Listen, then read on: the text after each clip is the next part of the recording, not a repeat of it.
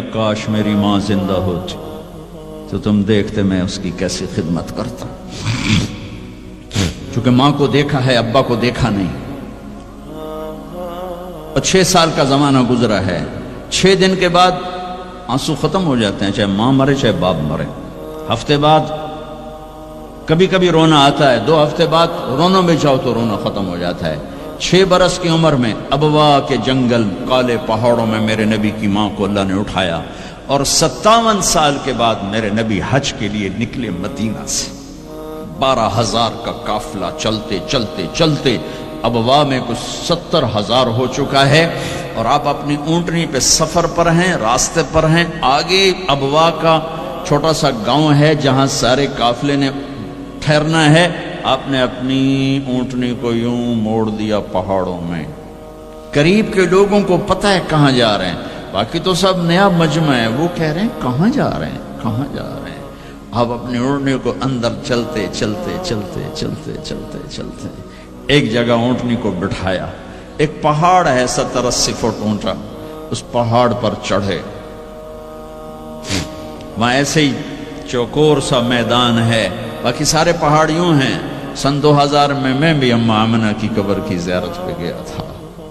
جو میں وہاں میں تمہیں کیا بتاؤں.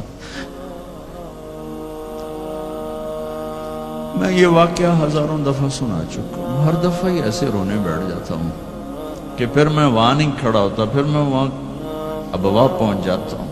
میں دیکھتا ہوں 6 سال کی عمر میں میرے نبی کو اللہ نے یہاں اتنا بڑا امتحان دیا کہ جنگل میں ماں کو موت دے دی. 25 سال کی عمر میں ماں مر گئی، اچانک مر گئی، کوئی بیماری نہیں، کچھ نہیں، جس کو آج ہم ہارٹ اٹیک کہتے ہیں، ہارٹ فیلئر کہتے ہیں. اتنا آخری جملہ کہا کل حی میت و کل جدید بال وقد ولدت طہرا. بولا نہیں جا رہا تھا تو بجھتے بجھتے بھڑکتی شمع نے کہا بیٹا ہر زندہ نے مرنا ہے، ہر جوانی نے ڈھلنا ہے. لگتا ہے تیری ماں کا آخر آ چکا ہے، لیکن میں نے ایک بچہ جانا ہے جو سارے عالم کو پاک کر دے گا. اور شمع خاموش ہوگی. کس طرح انہیں دفن کیا میں وہاں کھڑا یہی سوچتا رہا کہ یہاں قبر بنائی کیسے ہوگی. تو پتھر ہیں، کوئی لوگ گزرے ہوں گے یا پتھر جوڑ کے. جب ایمن نوکرانی ساتھ ہیں، وہ ان کو لے کر نیچے اتری، اونٹنی کے قریب پہنچی تو آپ نے ہاتھ چھڑایا اور پھر بھاگے، پہاڑی پہ چڑھ گئے.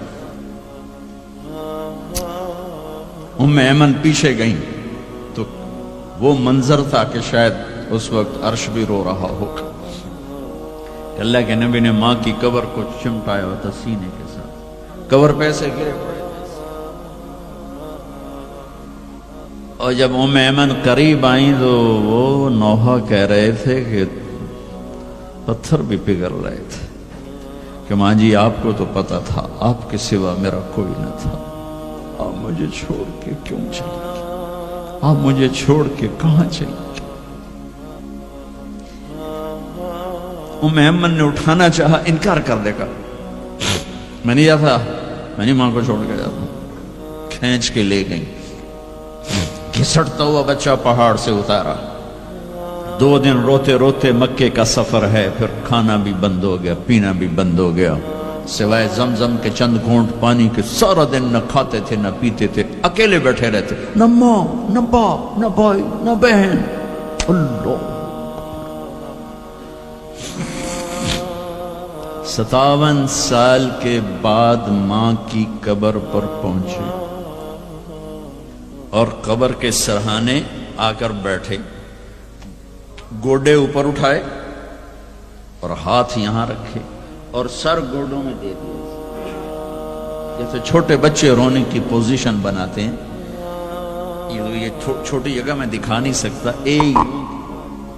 اور پھر جو رونا شروع کیا، اتنا روئے کہ ساری داڑھی سارا سینہ آنسوں سے بھر گیا، جیسے کوئی معصوم بچہ، جیسے 6 سال کا محمد رو رہا صلی اللہ علیہ وسلم. اتنا روئے کہ وجود ہل گیا. اور پھر فرمایا کہ میں آگے نہیں جاؤں گا، میں رات یہیں رہوں گا. تم کیا جانو رشتے کیا ہوتے ہیں، تمہیں صرف پاؤنڈ گننے آتے ہیں. تم سے مراد میں بھی اور سارے بھی کہ ناراض نہ ہو جاؤ، ساری امت کا یہی حال. رات وہاں گزاری، ہائے کیا کہہ رہے ہیں، کاش میری ماں کبھی ہوتی، میں ایسی خدمت کرتا کہ بریڈ فورڈ والے بھی یاد کرتے ہیں. میں ایسی خدمت کرتا کہ میں عشاء کی نماز کے مصلے پر کھڑا ہوتا اور سورۃ فاتحہ پڑھ رہا ہوتا، اور پھر ادھر سے میری ماں کہتی محمد، تو میں نماز توڑ کے کہتا لبیک اماں جی، ماں جی حاضر ہوں، ماں جی.